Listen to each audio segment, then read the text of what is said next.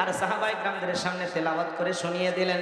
জবান ছেড়ে সবাই আরেকবার আমার সঙ্গে তেলাওয়াত করুন।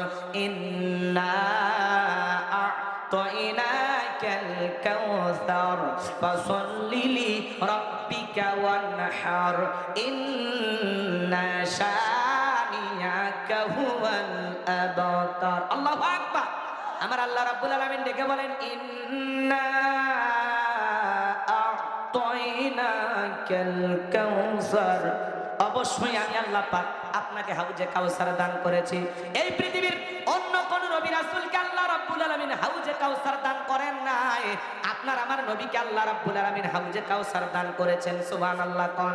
আমার আল্লাহ রাব্বুল আলামিন বলেন, ইন্না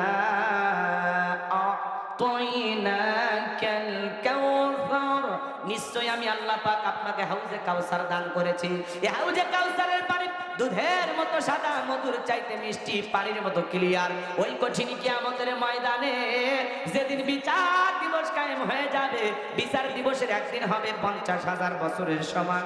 এ বাজারে দুই একজন ওঠেন, 12টা বাজছে, মূল মগজটা শোনেন। এই যে আধা ঘন্টা আর আছে, কষ্ট হচ্ছে?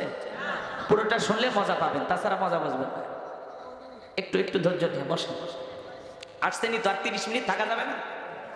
একটু একটু আমার দিকে তাকান। যুবক যারা আসছে যায় না, মজা আছে।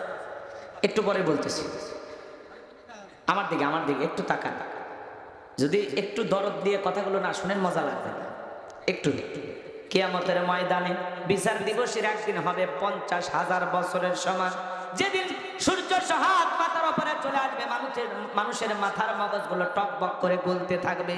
যেদিন বেঈমানদের জিহ্বা নাভি পর্যন্ত ঝুলে আসবে। পৃথিবীর পাহাড় পর্বত নদী নালা খাল বিল বিল্ডিং ইমারত কোনো কিছু থাকবে না। কুল্লু মান আলাইহা ফান, এই পৃথিবীর সব কিছু আল্লাহ তাআলা ধ্বংস করে দেবেন। ওই কঠিন কিয়ামতের ময়দানে ভাই ভাইকে দেখে মারবে, দৌড় পালিয়ে যাবে।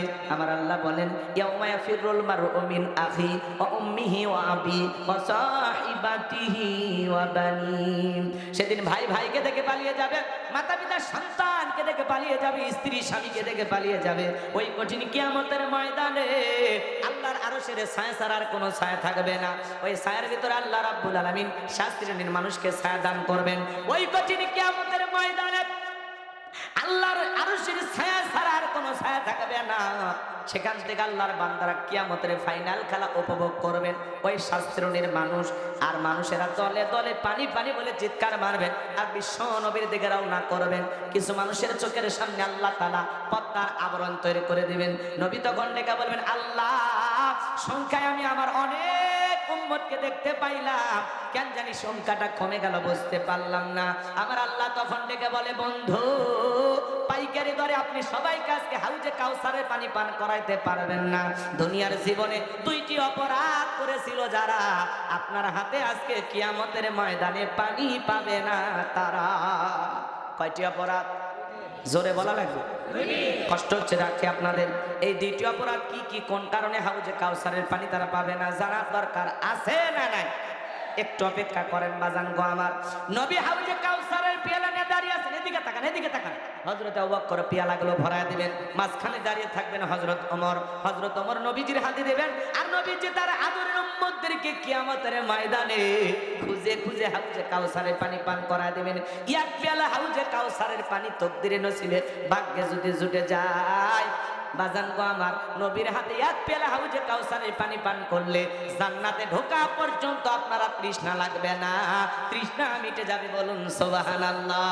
কারা কারা কিয়ামতের ময়দানে নবীজির হাতে হাউজে কাউসারের পানি পান করতে চান? 2টা হাত তুলে আমার আল্লাহকে একবার দেখান, আর আমার সঙ্গে বলুন, আল্লাহ আমাদের সবাইকে কিয়ামতের ময়দানে নবীজির হাতে হাউজে কাউসারের পিয়ালার পানি পান করা তৌফিক দান করুন। চিল্লায় বলুন আমিন। আরেকটু জোরে বলুন আমিন। আরো একবার বলুন আমিন। হাত নামান আমার সোনা ভাইয়েরা। এইবার হাউজে কাউসারের পানি চাইলে তো পাওয়া যাবে না, কাজ করা লাগবে। কথা কয় না? এদিকে তাকান। নবীজির হাতে 1 পেয়ালা হাউজে কাউসারের পানি আপনি আমি যদি পাই, জান্নাতে ঢোকা পর্যন্ত তৃষ্ণাই লাগবে না। সেই পানিটা চাইলেই কি পাওয়া যাবে? কাজ করা লাগবে না। আমার দিকে তাকান। আমি আপনাদের এলাকায় আসলাম একটা এক্সাম্পল, উদাহরণ, কথা বোঝানোর জন্য।